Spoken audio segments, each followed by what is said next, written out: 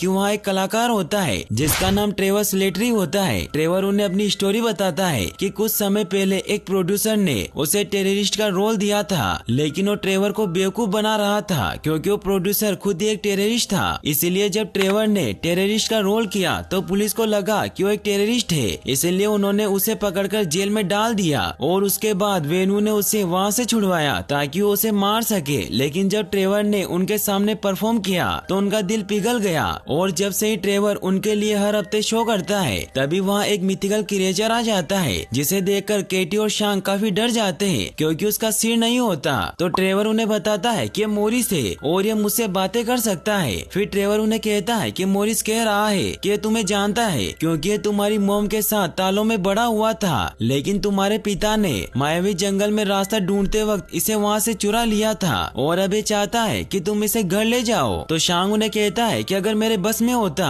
तो मैं इसे वापस जरूर लेकर जाता, लेकिन मेरे डेट के हिसाब से वो रास्ता सिर्फ साल में एक ही बार खुलता है। तो ट्रेवर कहता है कि मोरिस कह रहा है कि यह तुम्हें अभी भी वहाँ लेकर जा सकता है और तुम उस भूल भुलैया को पार कर सकते हो, लेकिन यह बहुत खतरनाक है क्योंकि आज तक इसे कोई जीते जी पार नहीं कर पाया। तो केटी उसे कहती है कि हम यहाँ से कैसे निकलेंगे। तभी शेलिंग वहाँ सुरंग का रास्ता ढूंढ लेती है और वो शांग को बताती है कि डैड ने पूरे कॉम्प्लेक्स के नीचे एक सुरंग बनवाई है और पिछली बार में वहीं से भागी थी। फिर वो सभी वहाँ से सीधे गैराज तक जाते हैं जहाँ से वो रेजर फिश की गाड़ी लेकर निकल जाते हैं, लेकिन गार्ड को इस बारे में पता चल जाता है, इसीलिए वो वहाँ उन्हें रोकने के लिए आ जाते हैं। तो दूसरे रास्ते से वहाँ से भागने लगते हैं, लेकिन वो रास्ता सिर्फ फिंगरप्रिंट से ही खुलता था। इसीलिए जब 10 रिंग्स आर्मी के लोग उन्हें रोकने की कोशिश करते हैं तो वो एक एक करके सभी को मारने लगते हैं और एक आदमी की मदद से उस डोर को खोल लेते हैं, जिससे वो सेफली वहाँ से निकल जाते हैं। सुबह होते होते वो उस जंगल तक पहुँचते हैं। मोरिस उन्हें रास्ता बताता जाता है जिससे वो उस मायावी जंगल से बचते हुए एक झरने तक पहुँचते हैं जहाँ